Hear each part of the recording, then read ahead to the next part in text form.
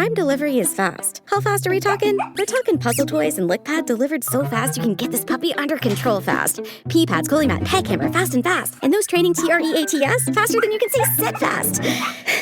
Fast, free delivery. It's on Prime. The kid you hear playing the piano, he's not mine.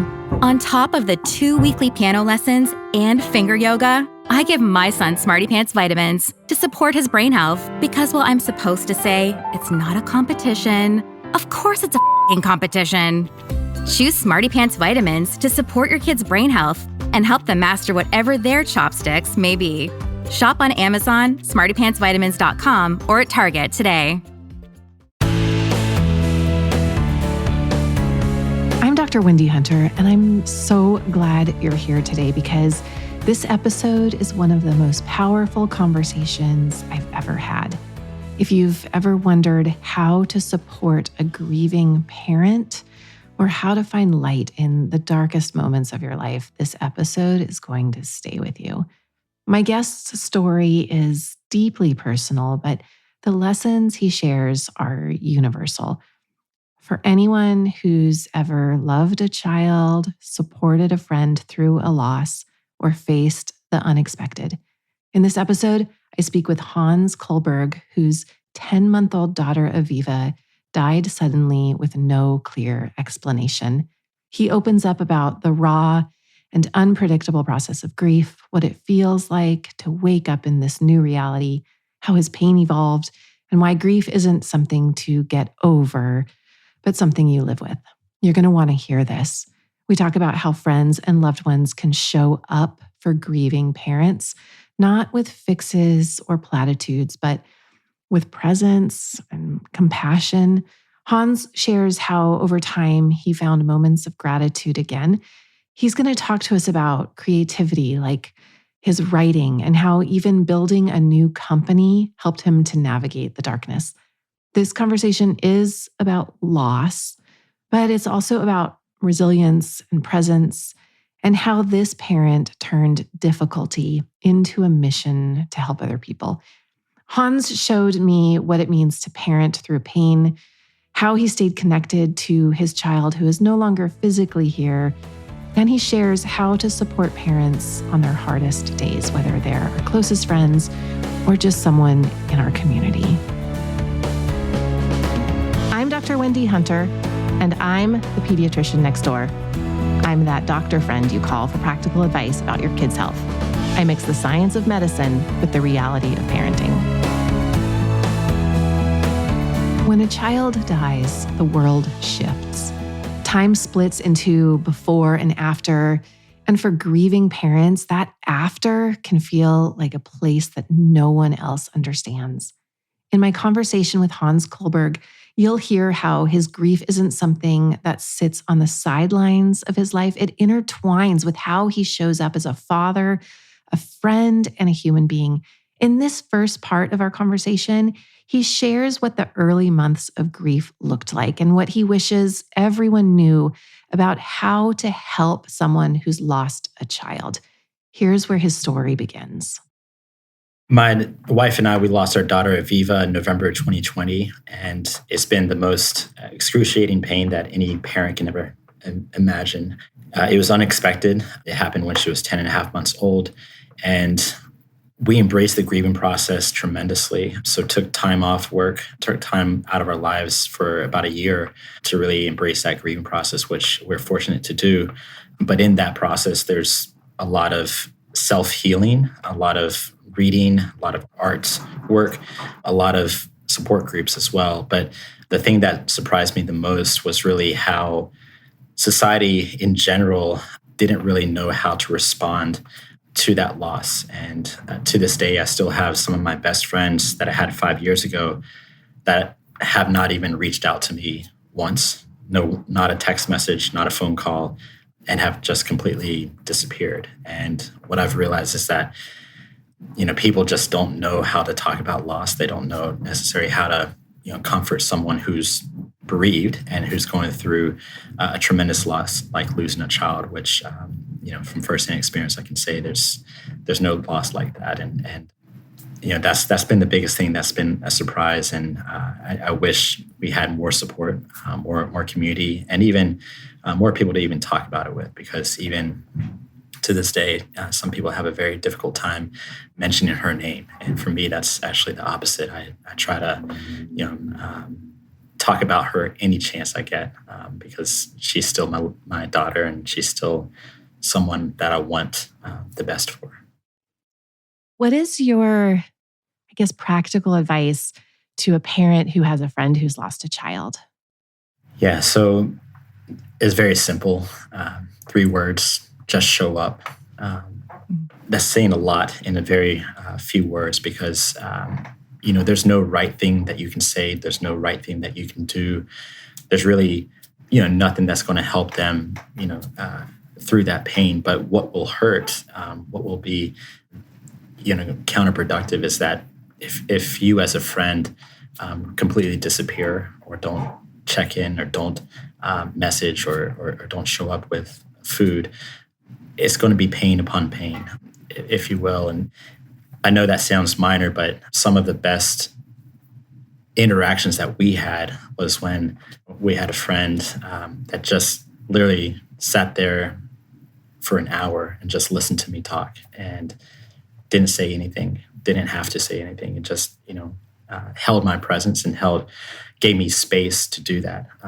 Another instance, my brother-in-law, I remember he absolutely couldn't say anything. He really, we had a whole family gathering, and for about 3 hours, he didn't know what to say. He didn't bring up Aviva at all.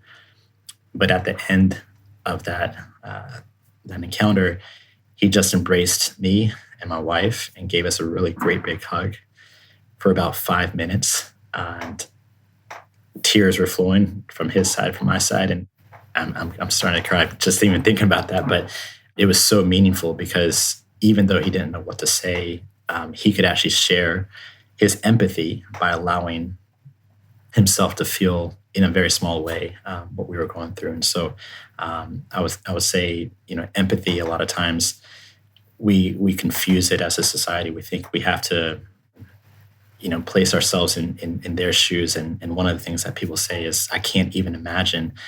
For me, that's almost the most hurtful thing to say, because you're actually saying you can't imagine, even in your wildest dreams, something happening that to yourself or your child. But here I am, I'm living through it, and this is my reality. Empathy is actually bringing yourself together and trying to imagine. So I can only imagine is a complete 180 from I can't even imagine. So small things like that are things that I think society can, in general, do a better job of. I've also heard you say that grief follows you everywhere you turn. Are there moments where you forget, or life is normal, and then you remember what's happened? Is it unpredictable? One of the things about grief is that it certainly hits you at different stages, different times. We recently had some of our friends here in San Diego that lost their 3-year-old, and comforting them and making sure that they're well supported has certainly brought back a lot of emotions on our side. And of course, we've tried to be as empathetic as possible. But one of the things that we say about grief is there's no right way to grieve, and everyone experiences their own unique experience. But there is a wrong way, which is not grieving at all. We've been part of many different grieving groups, and those that we've found that struggle the most are the ones that try to kind of bury it and lock it away and put it in a closet and don't talk about it, don't think about it. And oftentimes, innately, that actually comes out, through negative interactions, negative consequences later on down the road. And so, as I've gone through the grieving journey, it certainly is a roller coaster. It certainly comes, ebbs and flows in different times. But by grief following me, it's a part of my story. It's part of who I am. And it is intricately, intertwined with my entire being of how I want to live as a person, how I want to be as a dad, and what I want to do for the rest of my life. There's small things that remind me of Aviva, butterflies and dolphins. I like to surf a lot and see the dolphins, and I think of her. But in terms of forgetting, there's never a day that goes by that I don't think about her. Certainly there's moments that go by and I can be part of the moment. One of the difficult things about grief is holding both that pain and joy in the same context. It really, like feeling both of those emotions at the same time, which is, I would say, another difficult thing to have to learn over time. This is a question that comes up for me a lot and maybe will help friends of yours. How do you answer the question, how many kids do you have? Or how do we ask that if we don't know how many kids someone has? I'm so glad that you asked that, Dr. Hunter, because this is a question that every bereaved parent struggles with. Truthfully and honestly, talking to hundreds of bereaved parents, they don't know what the right answer is, and you really have to make a determination for yourself. And that usually consists of something along the lines of, how comfortable you feel about talking about your loved one. How comfortable do you know that person that you're talking to, right? If it's a complete stranger, maybe I'll say 4, but in most cases, I'll always say 5. And the reason for that is, if my 4 kids are there and they can see all 4 and they're like, well, where's the 5th one? It actually gives me a chance to talk about her. I know bereaved parents have different perceptions on this, but I actually do like talking about my daughter and hearing her name and sharing her story, because it's still, as I said, it's still a very big part of my life. Even when I go to a coffee shop, instead of putting my name down for the order, I put Aviva's name down, so they call out Aviva and I get to hear her name. Just a small thing like that, it helps me through grief, even to this day, almost 5 years later. And so I always say the full number of kids, but I know it's a very personal decision for every bereaved parent, to have to grapple with, unfortunately. Is it something that warrants that we all know to ask, do you have kids, maybe instead of saying, how many kids do you have? Do you think there's a difference in that language to give you the opportunity? Absolutely is. And it's not just about bereaved parents. As parents, that want to have kids, that can't have kids, that are struggling through pregnancy or have had miscarriages, you name it. The grief goes far and beyond just bereaved parents. And I think, do you have kids is definitely, can even that question in and of itself can actually be very sensitive for many people. And so, but it is almost a better way to put it than how many kids do you have, because that kind of puts someone in the corner. But yeah, it's always a sensitive topic, regardless, especially if they're childbearing age. That simple question, how many kids do you have, can feel like a minefield for a grieving parent, because there's no easy answer that honors the living and the lost. And it's not just the questions that get complicated, it's the silence too. After a tragedy, friends and family show up right away with cards, flowers, and casseroles, but then time passes, and so might the check-ins. I asked Hans what support really looks like in the weeks, months, and even years after a loss, and what grieving parents actually need from the people who love them. I asked him, as a bereaved parent, do you need and want support? And in what form? Absolutely. For me, the answer is absolutely yes. All the cards, the flowers, the meals, everything else, the outpouring of love certainly is very much appreciative. I still remember those that did random acts of kindness for us in those early days and months. But there's a big difference between the friends that actually did that and the ones that actually continue to check in, and not every month or every year, is maybe on birthdays and anniversaries, on big days for us, or just random text message saying, hey, I'm thinking about you. That means a lot. Hearing how much those simple gestures of support have meant to Hans is a powerful reminder that even your smallest act of kindness can ripple for years after a loss like this. As time went on, Hans and his family had to figure out how they could keep moving forward, not by forgetting, but by honoring Aviva's memory. And one of the ways he did that was through creative expression. In fact, One of his favorite memories with Aviva was this moment at the zoo where he watched her just light up as she stared at their orangutans. That moment inspired him to write a children's book, and it's called Baby Aviva Orangutan Diva. It's a great, joyful story about courage and inner strength.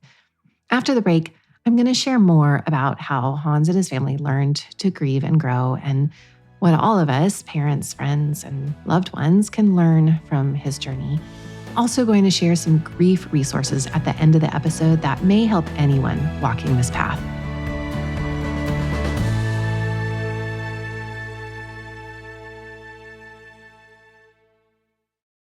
Abercrombie Kids is bringing the ultimate first day energy back to school. It all starts with on-trend outfits for that front door photo shoot. Plus, the coolest tees, shorts, and jeans to take them through the rest of the year. Get them ready for their close-up, and keep them comfy too. Make this grade their best one yet. Shop all things back to school, in-store, online, and in the app. Let's play Burlington's Guess That Price. Back to school means back to saving. We're bringing you kids' jeans starting at, hold on a minute, just $11.99. Burlington's acing this test. What about character backpacks? We've got them starting at $12.99. Burlington's done it again. How about sneakers for the kids? A-plus brands and right on trend starting at $11.99. Saving is now in session. Burlington, deals, brands, wow! Styles and selections vary by location. This episode is brought to you by State Farm. Checking off the boxes on your to-do list is a great feeling. And when it comes to checking off coverage, a State Farm agent can help you choose an option that's right for you. Whether you prefer talking in person, on the phone, or using the award-winning app, it's nice knowing you have help finding coverage that best fits your needs. Like a good neighbor, State Farm is there.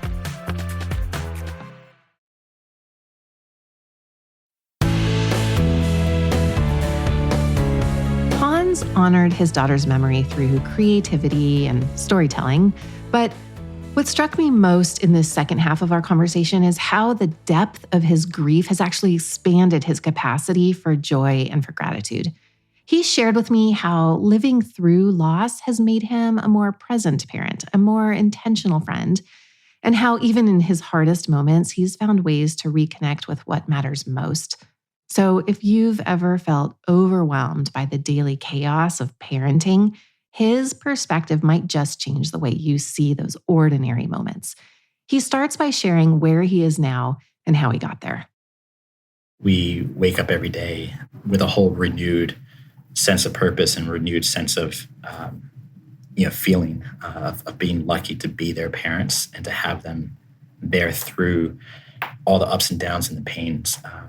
One of the things about parenting in general is that there's a lot of challenges, a lot of things that you go through, the sleepless nights and the temper tantrums and everything else. But for me, I look at those, I sit back and I actually reflect on those experiences, the very tough moments, as something that we're actually lucky to even experience. It's not something to get angry about, not something to get hung up on about because we actually do have that opportunity to change that dirty diaper or deal with that temper tantrum, which is a blessing in and of itself. And so it's a brand new perspective, through a bereaved parent's lens. As I was going through therapy, it was something that I learned, for a number of years was gratitude, and people kept talking about, the impact of it and what it really means. But I never really understood what the purpose was because it wasn't until I started writing down 3 things that I'm thankful for every single night in my journal before I go to sleep that I intentionally put thought to paper and said, what is it that I'm thinking about? Because, we as humans are naturally wired to think about the things that can go wrong, the fearful things, the saber-toothed tiger in the woods when you're hunting, right? But in the back of our mind, there's a lot of these things that we're grateful for. So moving that to our prefrontal cortex and moving that to the front of my mind has changed the perspective of how I approach each and every single day. And that is almost even looking for the things to be thankful for. The older 2 kids, they knew, And they still talk about Aviva, even to this day. And she's still a very big part of our life. We actually just built a tree house named Aviva's Hangout because we always want her to be there with them.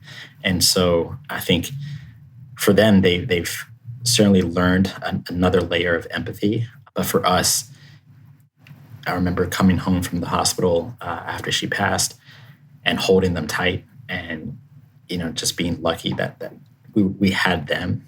We know that not all parents, a lot of times they lose their only child. And so sometimes I say that we're the most unlucky people in the planet, but sometimes the luckiest people on the planet. So, and it's an interesting dichotomy to think about, but certainly there's rough times as any parent goes through, but I'm trying to have that perspective of, hey, we have them, we have this opportunity, we have this moment, and let me just give you a big hug because, I know you're crying and I know you're frustrated, but I'm lucky as a father that I can do that with you.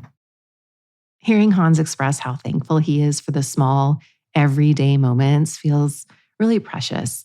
But grief and joy don't cancel each other out. Instead, as he explained, they coexist. After he lost Aviva, Hans and his wife welcomed not one, but 2 more children, their rainbow babies. I asked him what it was like to navigate those pregnancies and how they managed the fear, the hope, and the anxiety of loving a new baby when their hearts were still really tender. Being a parent and being pregnant is extraordinarily anxiety-provoking in any circumstance. But how was that process, and what tools did you use when you had a new baby on the way to quell your anxiety?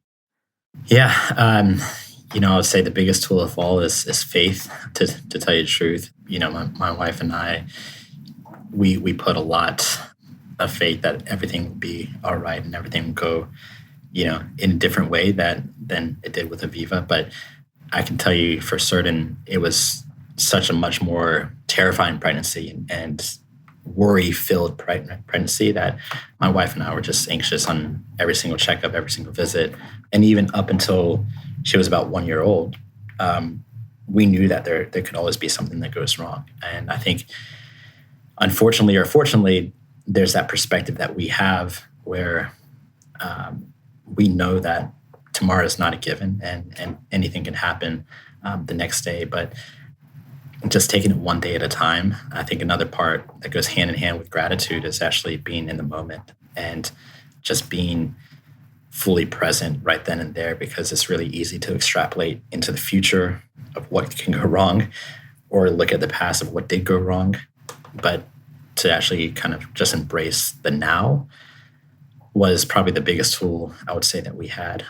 Certainly we did all the checkups and did everything, we were supposed to do, right? But it was a lot more terrifying than other pregnancies. Welcoming new life after such deep loss is incredibly emotional, and it can bring couples closer. But the truth is, the divorce rate among parents who lose a child is very high. Grief affects everyone differently, of course, and navigating that as a couple has to be one of the hardest challenges. So I asked Hans how they managed to stay connected through pain and what it looked like for them to move forward, not as individuals, but together as a family. We knew early on, and reading a lot of literature, we're talking about 30 plus books about grief, we understood that divorce is a very common road that many bereaved couples actually travel. But what we found is that there's that cohort, and then there's another cohort where that unfortunate tragedy will actually bring couples together in a stronger way. And we made a commitment to ourselves that we wanted to be on that side. When you talk about why do they go separate ways, one of the biggest reasons is not the event itself, the death, but more so the different ways that people grieve. What really stood out to me in Hans' answer was how he and his wife processed grief in really different ways. His wife turned inward, while Hans felt called to action and to create. And one of those actions was writing the children's book. But even with their differences, these parents shared one powerful purpose: honoring Aviva by helping others. He says that shared mission became their North Star. And ultimately, it's what led him to start a company called Avocado Health, which is a company focused on supporting parents through the emotional roller coaster of raising kids. I asked him where this idea came from. From a day-to-day perspective, what I really wanted to do was really to help parents. So the very last hour that we had with Aviva, they allowed us to hold her. And I looked down on her and I said, Daddy doesn't know what happened, but I'm going to do everything I can to make sure no other parent has to feel that same way.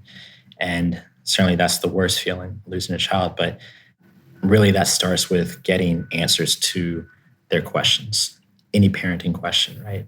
For us, we're still to this day still looking for answers for her underlying diagnosis, her cause of death, which no doctors have figured out even after the autopsy. And so it's pain beyond the suffering. But so starting with how do we actually get parents the questions and the answers that they need?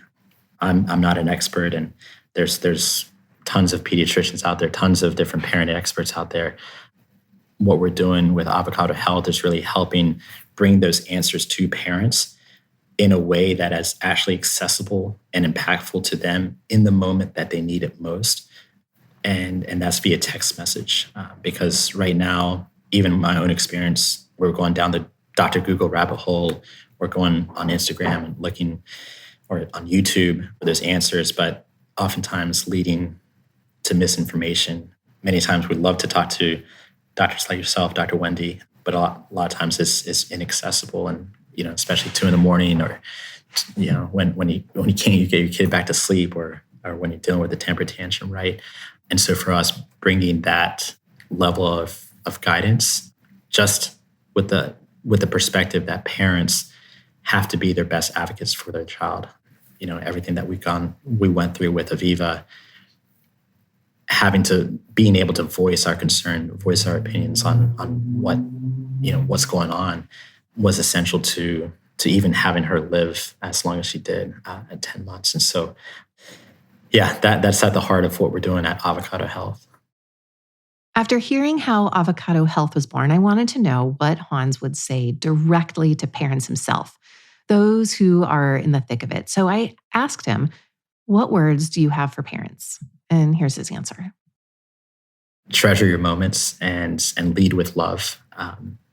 Parenting is hard. Parenting is difficult. It's filled with lots of challenges. You never really understand and appreciate that opportunity that you have until it's taken from you, and until you experience the most unimaginable thing that a parent can ever have to go through. You don't understand how really lucky you are to, again, go through those painful moments of waking up at 2 a.m. or changing the dirty diapers or whatever it is.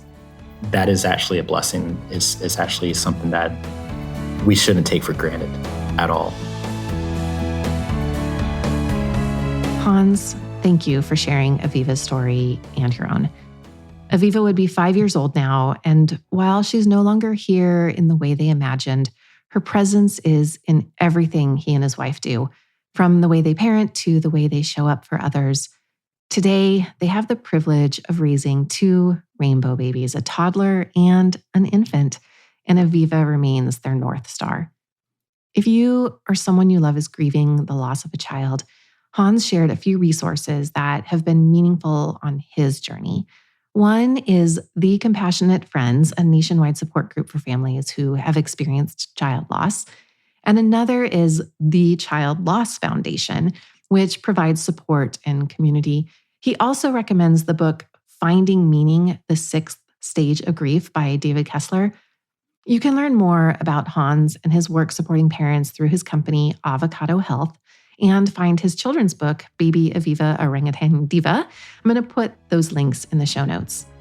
And again, to Hans, thank you for showing us that grief and love don't have to be separate things. You can keep Aviva's story alive by sharing this episode with a friend. Thanks. For more from the Pediatrician Next Door, find me on the web at pediatriciannextdoorpodcast.com. If you've got a question about the weird things kids do, send an email to hello@pediatriciannextdoorpodcast.com for a chance to hear your voice on the show. I'm Dr. Wendy Hunter, and I'm the Pediatrician Next Door. This show is produced by Red Rock Music.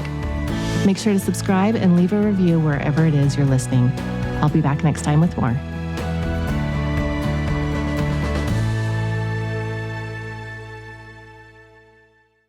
The road is calling.